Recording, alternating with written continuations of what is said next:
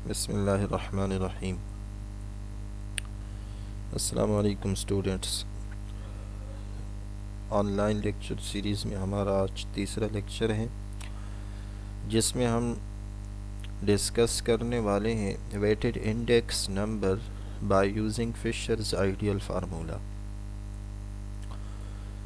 Fishers ideal formula जो है, ये दोनों जो बाकी आपने लेस पेयर प्राइस इंडेक्स पढ़ा और एक जो है आपने दूसरा पाशेस फार्मूला पढ़ा, उन दोनों का जो है ये एवरेज आपको बताएगा। इसलिए हम फिशर्स आइडियल फार्मूला जो है ये geometric mean of Laspeyres price index and Paasche's price index है।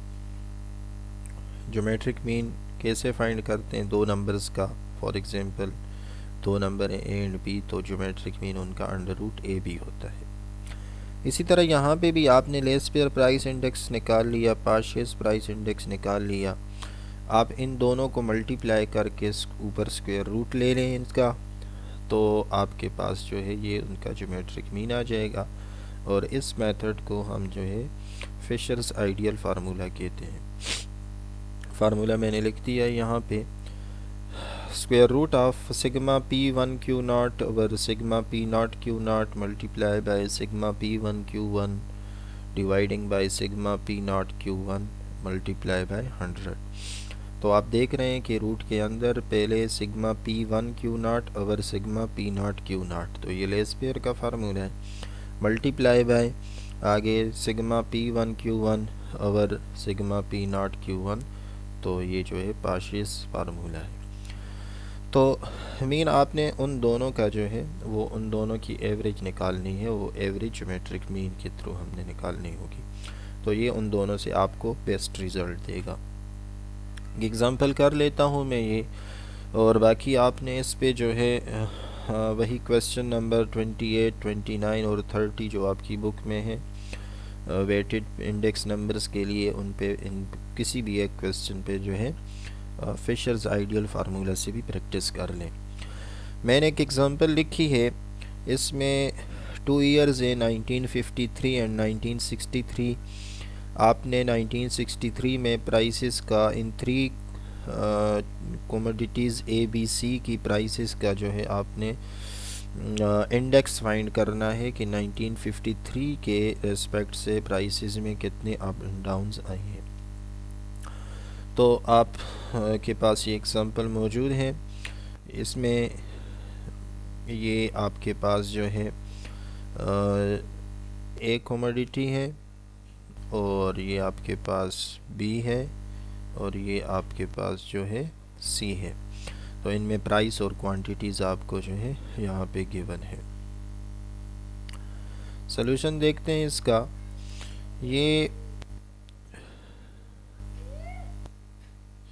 ये आपके पास यहाँ पे मैंने इसका सॉल्यूशन लिख लिया है 1953, 1963, और इसमें 1953 की प्राइसेस को पी नॉट और क्वांटिटीज़ को क्यू नॉट का नाम दिया, और 1963 में प्राइसेस को P1 और क्वांटिटीज़ को Q1 का नाम दिया। तो आपने फिशर्स आइडियल फार्मूला लगाना है। इसमें आपके पास 4 रिक्वायरमेंट होंगी, P1 Q not, P not Q not, P1 Q1, P not Q1। तो बाकी आपको पता है P1 Q नॉट क्या करना है, P1 को Q नॉट से मल्टीप्लाई कर ले। ठीक है, 1963 की प्राइसेस P1 है, 1953 की क्वांटिटीज़ Q नॉट हैं, तो P1 Q नॉट से मल्टीप्लाई कर दिया। तो आप देख रहे हैं मैंने यहाँ पे मल्टीप्लाई कर दिया है।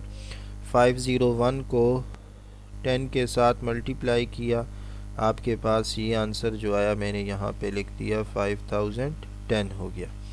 इसी तरह फिर 100 मल्टीप्लाई बाय 100 मल्टीप्लाई बाय 50, ये आ गया 5000। इसी तरह 56 मल्टीप्लाई बाय 40, ये आ गया 2240। उसके बाद हम कर रहे हैं P not Q not. P not की क्वांटिटीज़ को Q नॉट की P नॉट प्राइस को Q नॉट क्वांटिटीज़ से मल्टीप्लाई कर दे। तो ये 12 इंटू 501 आपका आंसर ही आ गया 6012। तो इस तरीके से आपने पी नाट क्यू नाट को मल्टीप्लाई कर देना है। इसी तरह फिर P1 Q1 को और फिर इसी तरह P नाट Q1 को मल्टीप्लाई कर देना है, और इन सारों के जो है वो सम, यानी इन सारी P1 Q नाट की सारी वैल्यूज़ को एड अप कर देना है, P नाट Q नाट की सारी वैल्यूज़ का सम लेना है, इन सारे की प्लस कर दें, सम ले लें। तो आप देख रहे हैं टेबल में मैंने सारी कैलकुलेशंस कर दी है। सिग्मा P1 Q नाट आपके पास आया है 12,250, सिग्मा P नाट Q नाट आया आपके पास 12,052, और सिग्मा P1 Q1 आपके पास आया है 18,740, और सिग्मा P नाट Q1 जो है वो आया है 17,612। तो मैंने बड़ी क्लियरली कैलकुलेशंस की हैं। पहले फर्स्ट फ्रैक्शन यानी इसको डिवाइड किया, 12250 को 12052 पे डिवाइड किया, 1.016 ये आया। दूसरे को डिवाइड किया, ठीक है, फिर मल्टीप्लाई किया, फिर रूट ले लिया, फिर 100 से मल्टीप्लाई कर लें तो आपके पास आंसर आ जाएगा 103.99। तो जिस तरह ये मैंने कैलकुलेशंस की हैं, बड़ी इजी कैलकुलेशंस हैं। अगर आपको फार्मूला याद होता है तो बहुत आसान काम है। फार्मूला याद है, कैलकुलेशन पे आपने प्रैक्टिस करनी है, 2-3 क्वेश्चंस पे प्रैक्टिस करें ताकि कैलकुलेटर पे भी आपका हाथ बैठ जाए। 103.99 का अभी क्या मतलब है, एक्सप्लेनेशन आपको इसका मीनिंग्स फिज़िकल मतलब पता होना चाहिए कि 103.99 आ गया है। अभी इसका क्या मतलब है? मतलब ये है कि 1953 के रेस्पेक्ट से, यानी उसको बेस मानकर उस पे वहाँ पे हमें अगर उसकी प्राइसेस वहाँ पे इन तीनों अशिया की 100 सपोज़ करें तो ओवरऑल 1963 में प्राइसेस 103.99 हो गई। मतलब 3.99% प्राइसेस जो हैं वो इन 3 कमोडिटीज़ की इंक्रीज़ हुई है।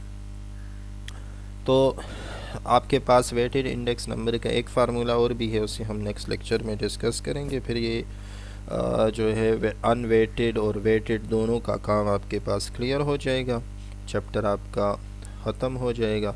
कल इंशाल्लाह इसमें हम लास्ट लेक्चर करेंगे जो कि मार्शल एजवर्थ का फार्मूला है, और वो भी सिंपल कैलकुलेशंस है। बहरहाल मैं आपको थोड़ा थोड़ा काम इसलिए देता हूँ कि आप आसानी के साथ इसको करें और आप जो है ज़्यादा से ज़्यादा प्रैक्टिस करें, 2-3 क्वेश्चन सेम मेथड से करें ताकि आपको चीज़ क्लियर हो जाए। Thank you. ओके, अल्लाह हाफिज़।